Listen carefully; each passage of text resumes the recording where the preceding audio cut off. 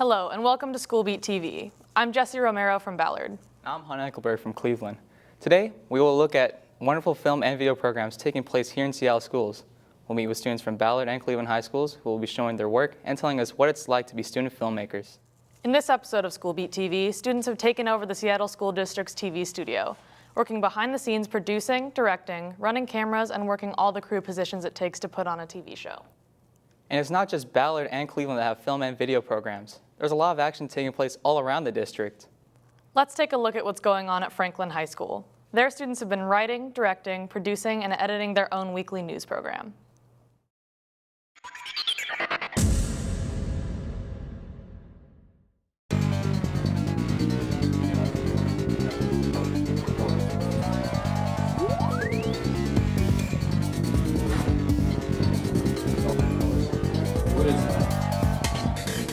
It's Tuesday, and the staff of QTV is prepping their upcoming Friday show in their busy Franklin High School classroom under the watchful eye of their teacher, Eric Faulkner. So you see how The show is a weekly school cast produced by the students themselves. But this is an amateur hour. Like any serious production, the staff is uniquely portioned between the talent, meaning those in front of the camera, the technicians and operators behind the camera, and the writers, directors, and producers who bring it all together. David Lee is one of QTV's producers, responsible for an aspect of quality control and for creating individual segments. And he's one of several aspiring filmmakers in this class with ever-growing skill sets in the media industry. I generally make a video every 2 weeks, so this class has taught me time management. And before this class, I had no idea how to edit or anything like that. So I feel like I've advanced further. If you want to go into the news industry or film industry or TV, like you need a foundation, you need to start somewhere. So in this class, you can start by using technology that we have. let's go. Friday morning, showtime, QTV is on the air and streaming live throughout Franklin High. Everyone's on their game. The hosts, the news anchor, the techs, the director and producers, all moving together in a semi-chaotic yet smoothly synchronized direction. This is the pulse of Franklin High life, related electronically and wittily back to the student body and the faculty. It's an important mission and a great responsibility, one these students all take very seriously. Our shows, they're funny, but we want the students to know that they're not left out. So I feel like we have to influence everybody to go the right way, even though I know that they're gonna go home and turn on a reality TV show that's gonna influence them in a different way. And I feel like this show is our opportunity to influence them in a good way, like the little opportunity that we do have. Getting the news out to students around us, because a lot of students aren't very involved in our school and don't really pay attention a lot. But most teachers always turn on the show on Friday and you can hear all your announcements, what you need to do, like requirements, and you might hear something cool that you may be interested in. 15 minutes in, the show winds down and the students' adrenaline eases, well, a bit perhaps, as Franklin High School is abuzz with the latest creative broadcast blast from QTV. Their teacher sees more than another successful program in the books. Seeing students with a product that they're truly definitely proud of, that other students are saying, wow, that was great. I really like that. That's the reward, is students who are proud of their work. I'm Jacques Pugh for the Seattle Public Schools Media Operations Center. Next, we have a few films by students in Ballard High School's digital filmmaking program. Since 2001, students in this program have won hundreds of awards for their productions. Just last month, 4 Ballard film students won awards for cinematic arts from the National Young Arts Foundation, including our next guest, Leo Pfeiffer. Leo created the documentary Clipped Wings with Coleman Anderson and Duncan Gowdy. It has won 11 awards and honors from festivals including the National Film Festival for Talented Youth and the Dominique Dunn Film Competition, as well as winning Student Television Awards of Excellence for Long-Form Nonfiction and Photographer-Editor at the Northwest Emmy Awards. Let's take a look at the beginning of Clipped Wings.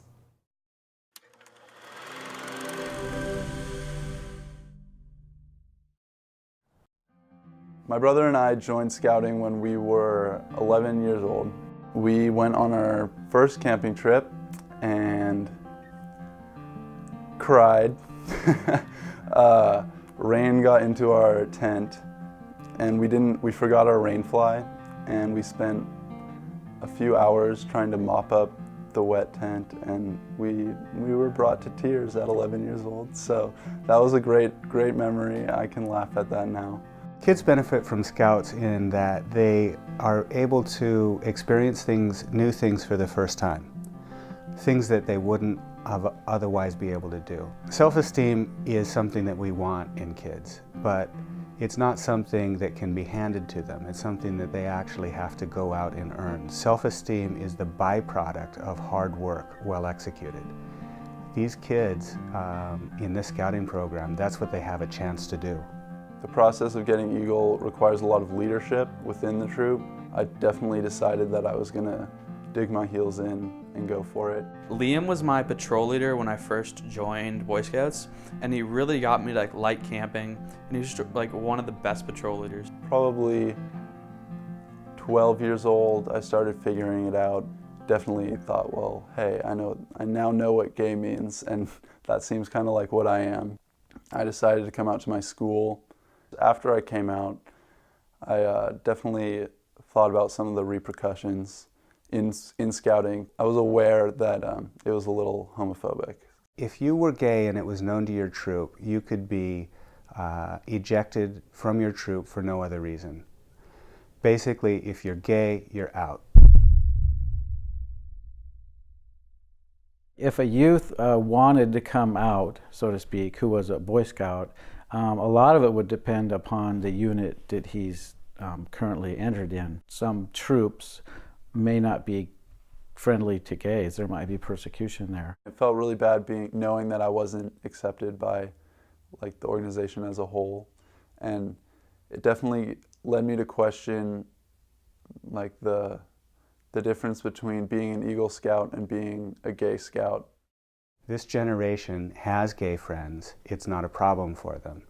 And it's been embarrassing for those youth to be participating in a program that discriminates so blatantly. There was a newspaper article in my high school's newspaper discussing what the Gay Scout policy was currently. The Hale editor wanted me to put an interview explaining what it was like to be a gay Scout. Danny Lang, the editor, the Boy Scout that I knew, called me and said that he had just talked to the chairman of the Chief Seattle District, and that person had said that if they found out who I was and that I was being published in an article and they knew that I was gay, that I would not be eligible for the Eagle rank. That was when I truly recognized that I could lose it all. And we had a long conversation on the phone. I definitely wanted to be open and honest about my sexuality, about me being gay. But at the same time, I felt like I already was an Eagle. I had completed all the requirements. All I needed to do was go prove that to these people in my board of review. So I decided that I would totally speak out against the Boy Scouts policy, and that's what I did. The article went to print the next day. Up until the end of 2012, I was the advancement chair for the Aurora District.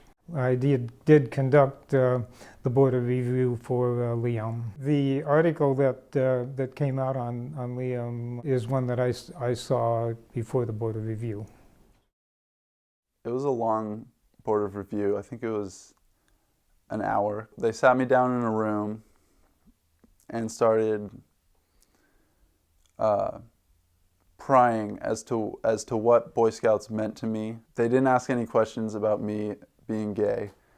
They did ask me what I would change about the Boy Scouts if I could, and I said they should definitely allow gay Scouts. The questions that were asked Liam in the board were questions that I had always asked other Scouts. There was no mention of being gay or anything like that. There was nothing that he didn't do that you would expect from anyone seeking the Eagle. Eagle rank and that. So it would have to be, I would have to say, if someone else didn't sign him off, in that case, it would, to me, it would be a clear sign of being prejudiced, and possibly that is a situation that some of the other districts or councils have. After my Eagle Board of Review, it felt like a huge success. Probably one of the biggest successes I'll make in my life. It was a lot of work, six years of work.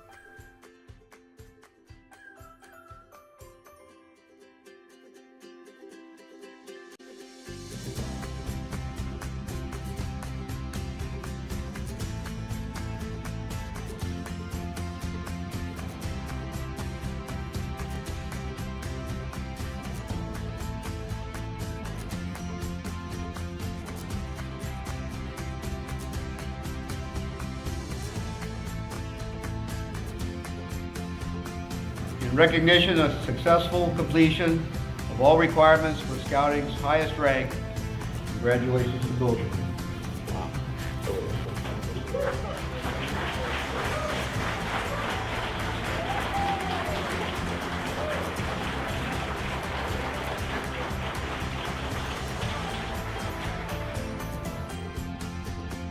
Congratulations, Yeah. good job. Proud of you. The North Texas-based Boy Scouts of America finally came to a decision on where to draw the line on its gay ban. Gay Scouts can stay. 61%. Within our movement, everyone agrees one thing. No matter how you feel about this issue, kids are better off in scouting. When I was a child, as a Cub Scout and then as a Boy Scout, people would ask me what it is I wanted to be when I grew up. And invariably my answer was to be a Scoutmaster. So I would say I decided to be a Scoutmaster probably when I was, 11 or 12, when I first entered the program. Last summer, Jeffrey, who's now our Scoutmaster and also a member of our church, came to me and another minister in the neighborhood and said, hey, we need to do something for our underprivileged kids. The chance this year to actually live that childhood dream, to be the Scoutmaster of this troop, to help these kids figure out what scouting's all about and learn the Scout oath and promise just like I did, has meant the world to me. On Monday, I received a phone call from someone representing himself as an attorney for the Boy Scouts of America. And he called asking the question, are you an open and avowed homosexual? And I said, sir, that's an insulting question. But if you're asking if I'm a gay man, the answer is yes. That's when he told me that I should expect to receive formal notice that my membership would be revoked in the Boy Scouts of America. Here with us now is Leo Pfeiffer, one of the filmmakers. He's a senior at Ballard High School, and this is his 4th year in the digital filmmaking program with our great teacher, Matt Lawrence. Welcome, Leo. Thanks for having me. Thank you. So how did you come up with the idea for this project? So the idea for Clipped Wings came from one of the co-producers, Duncan Gowdy, and Liam Easton Calabria, who's the scout that is featured in the first half of the film, was actually one of his friends in his Boy Scout troop. And I think the drive for the film really came from us sort of seeing that inequality in him almost being kicked out of the Boy Scouts just because he's gay.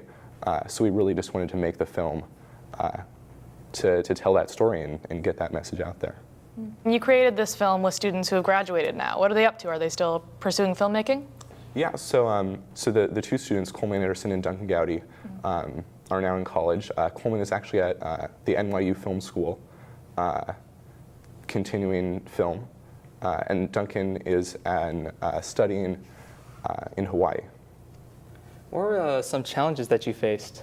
So I think the biggest challenge that came with Clipped Wings was that, we started out to make this documentary about something that happened, and we knew how to do that. We had all this stuff prepared, and we knew what shots we were getting, and then suddenly the things that the second half of the film follows started unraveling and unfolding, and we had to sort of mobilize and organize and capture all of that, and that was something that none of us really had experience with following this sort of unfolding story that we don't know where it's going. So that was a big challenge that we faced, and I think we're able to learn a lot from and added a lot to the film. So you're clearly a talented filmmaker. Did you want to do filmmaking in college? Did you want to pursue a career in it? Yeah, I'm really passionate about documentary filmmaking, so I'm applying to colleges for film, and I'll be going to a college for film and pursuing that as my career. All right. Thank you, Leo, for joining us today and sharing your wonderful film with us. We only had time today to show part of Clipped Wings. You can see the whole film on Ballard's digital filmmaking program's Vimeo site at vimeo.com, VHS Film Program. Now we have the music video Hologram, made by Miles Anderson, Emily Black, Sophie DeGreen, myself, and Sho Schrock of the Ballard High School of Digital Filmmaking program. Last month, director Sho Schrock won a Merit Award from the National Young Arts Foundation for this project.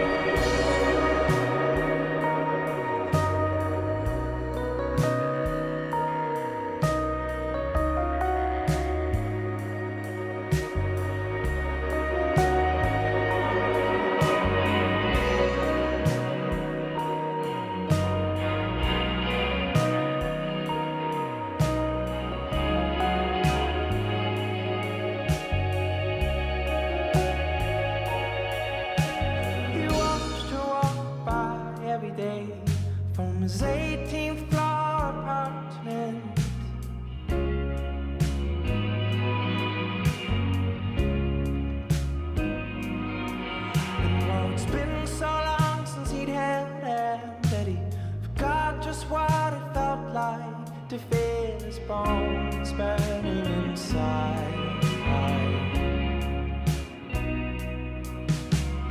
Loneliness is only love's hologram. It hangs above your head just like a star. But when you know it's burning out, you give it one last night, and then it's gone, and then it's gone.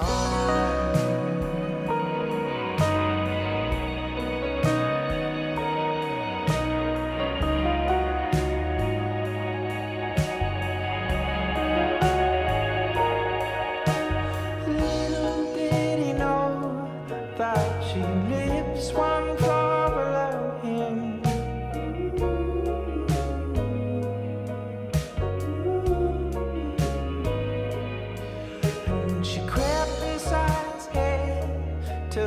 Control the beat scenario. He get busy himself with tasks to keep him sane. Loneliness is only love's hologram. It hangs above your head just like a star. But when you know it's burning out, you give it one last night, and then it's gone. But the times we spend in solitary infatuation aren't wasted by the people we want to love. They're just absorbed into the air and saved until the moment you're dreaming of.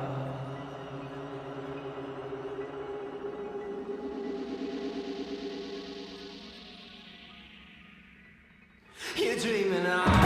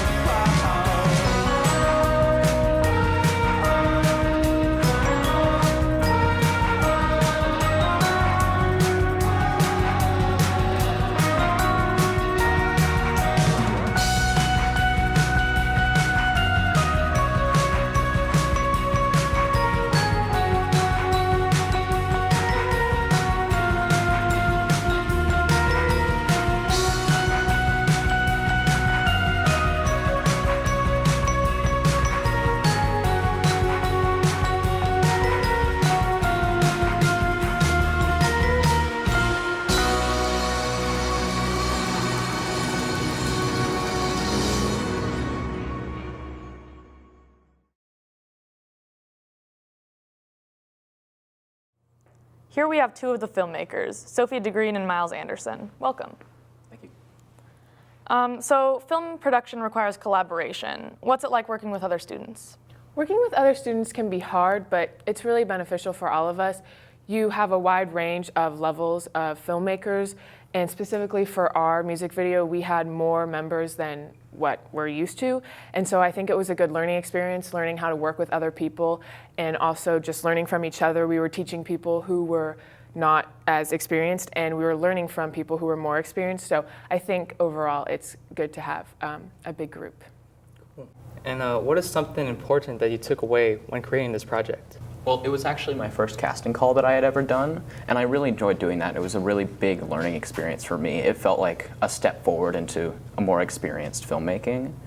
Like I wasn't hiring, my friends and stuff to act anymore.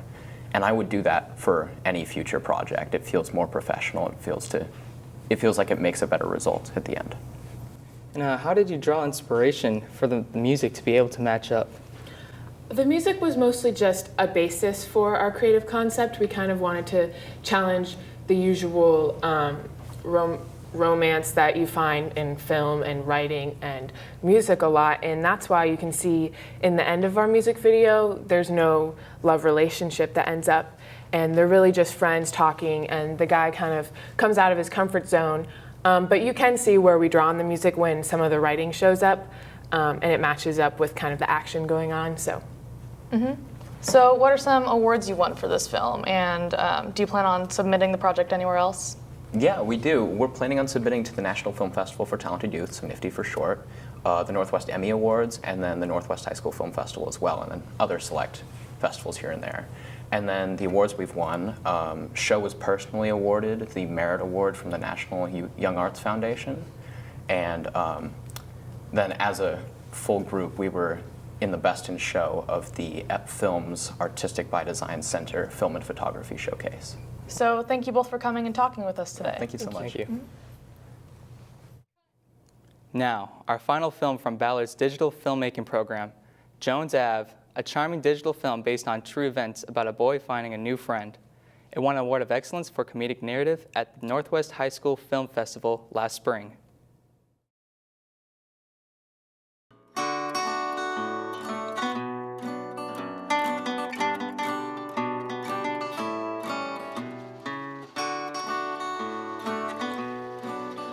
I remember there was absolutely nothing more disgusting than girls. Our mission was to rid the world of cooties.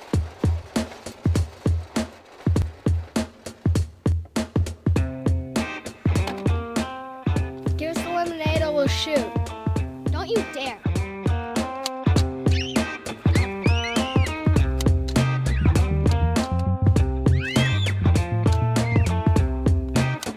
Why are you kids always fighting? Everybody go home.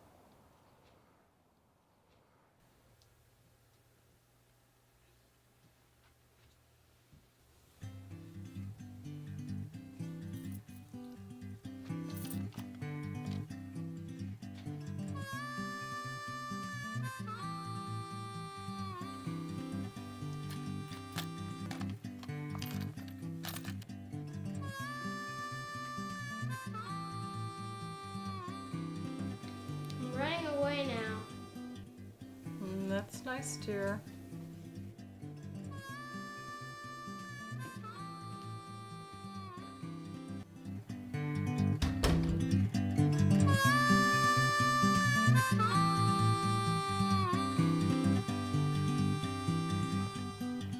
Leaving this town, you know, I changed my mind.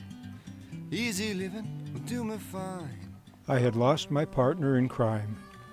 I was left in a world full of cooties, with no one to help me fight the war against girls. I don't understand the rat race reward. Work one day so you can work some more. Is it a crime? Satisfaction for your time. Satisfaction for your time.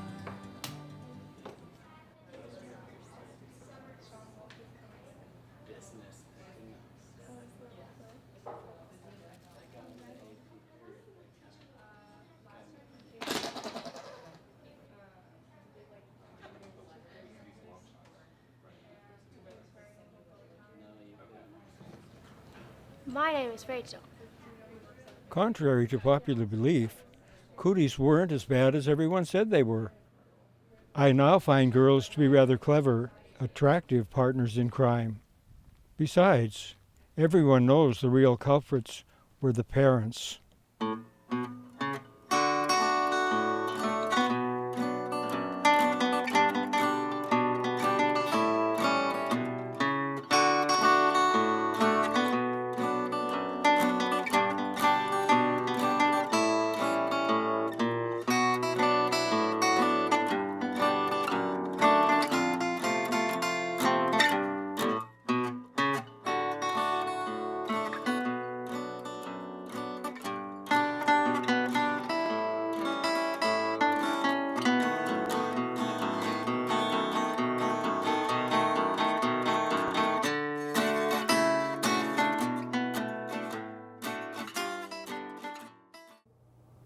Here we have filmmakers Megan Tajale and Jaya Flannery.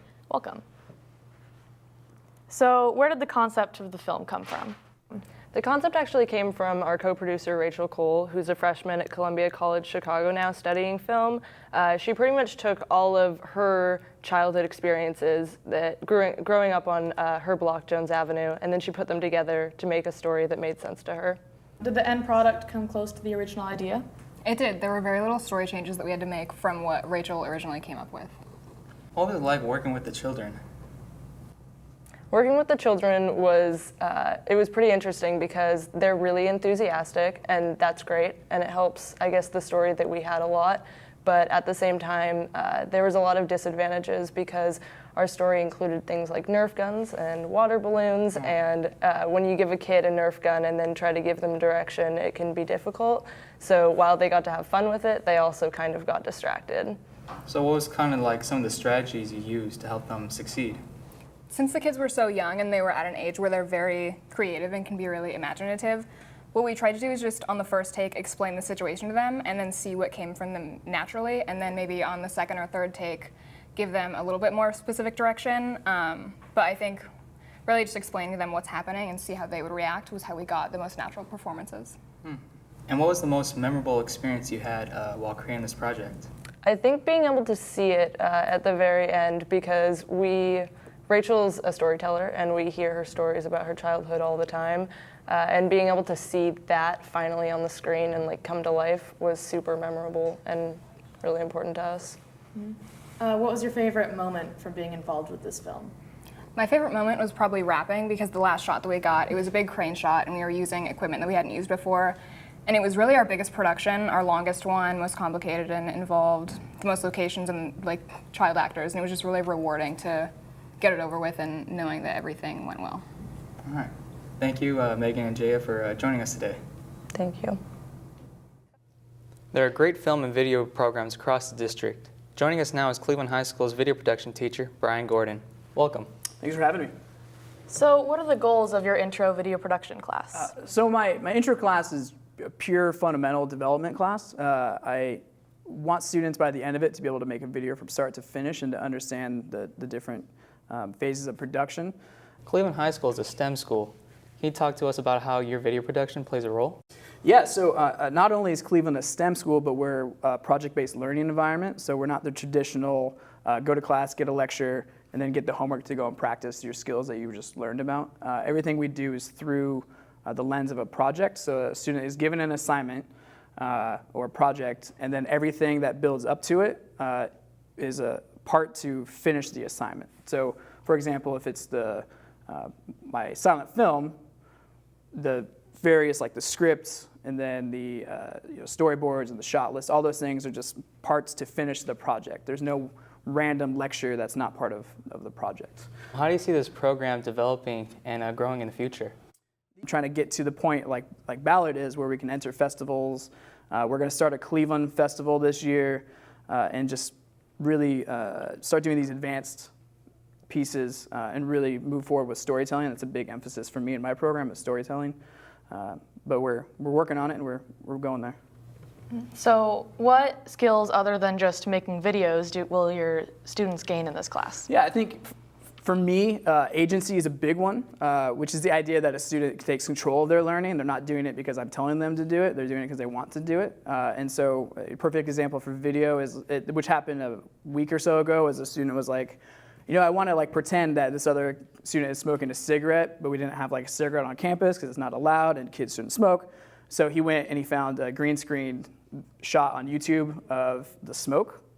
And then he figured out, watching tutorials, like without even asking me, like how to key out the green and put it in this video. And I was like, that's awesome, dude. Can you show other people? Like, that's what I want the class to kind of be, and that's what agency is all about, is them taking control and then owning their learning. How can skills learned in video production be applied outside of class? Yeah, so I think just the idea of trust and teamwork is huge in video. And then when you're math class and you're doing a project about mapping out the sports field and how to fit so many different sporting activities on one football field, you got to trust that your other 3 group members are going to be able to get the assignment done, and you're not going to have to do all the work yourself, because if that happens in video, you're going to make a poor video, right? And if that happens in any other class, you're going to make a poor project, and everybody's just going to be stressed out and not a happy learning environment. All right. Thank you, Mr. Gordon, for talking about your video production class. Sure thing. This next video comes to us from Cleveland High School. It's about a student who's involved with bullying. This is a sensitive topic, and the filmmakers wanted to show that bullying impacts people negatively and makes a huge impact on someone's life.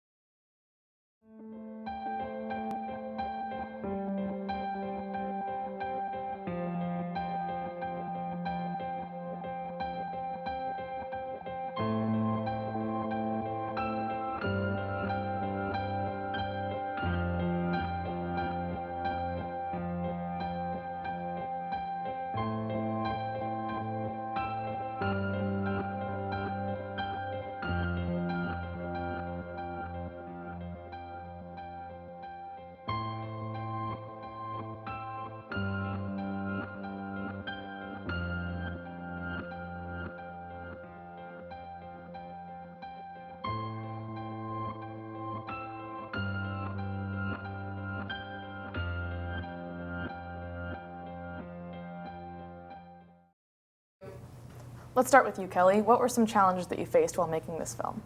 Well, for our group, this was our first time taking a video production class, so we had some trouble working with the video equipment and editing as well. But we also faced some challenges while filming the video.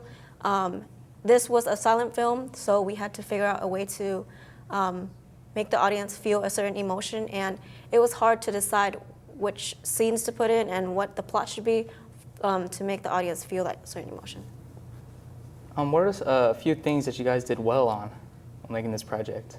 I think we worked well as a team. We were able to come to a consensus on what the video should be about and how to incorporate the emotions into that film. That's great. If you could do anything differently next time, what would you do? We would like to incorporate more scenes to make the film more understandable because it is a silent film, so there is no audio to guide the audience towards the emotion. What do you learn from this project, and how did you apply it to other classes? I learned that filming takes a lot of patience and time, and working as a team was also beneficial because you get to work with other people who have different ideas and skill sets as you, and you learn a lot of skills from them. Thanks, Kelly. Coming up next is Fame Lerber's film about a student whose friends are being killed, while no one else notices and his struggles to know who he really is.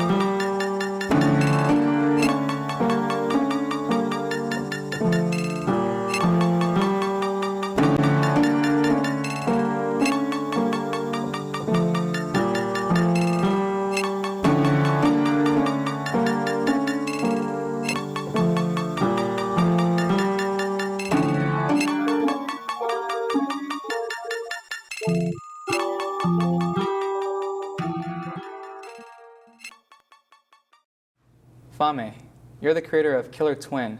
Yes. What did Mr. Gordon's video production class teach you to help you make this project? Mr. Gordon's class taught me that my film should have like a various amount of different shots so that it can not only like run smoothly, but like also it can make sense. Because like earlier before I started in his class, my film would have just been like one big shot, but now I know like it should be cut down into various amount of different things. What challenges did you face and how did you overcome them? Some challenges that I faced was one that we're filming on school property and we filmed during school time, and a lot of people were walking around in the hall that weren't part of our video.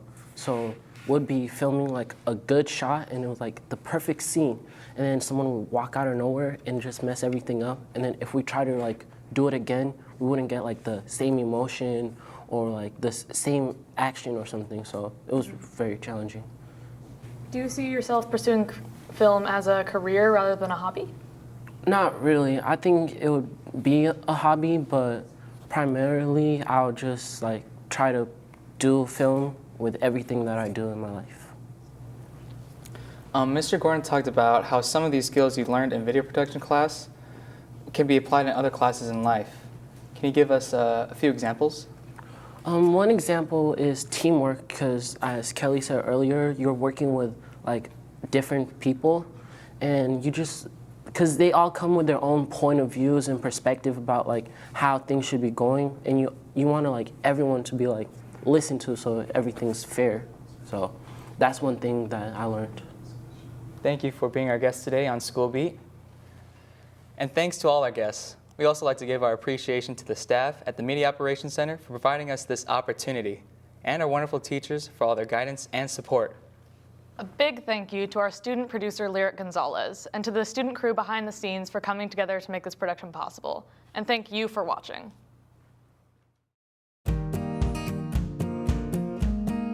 Is there anything that's not serving? Someone remember speaking to the mic? We can see on the close-up one, we can see Jesse's here.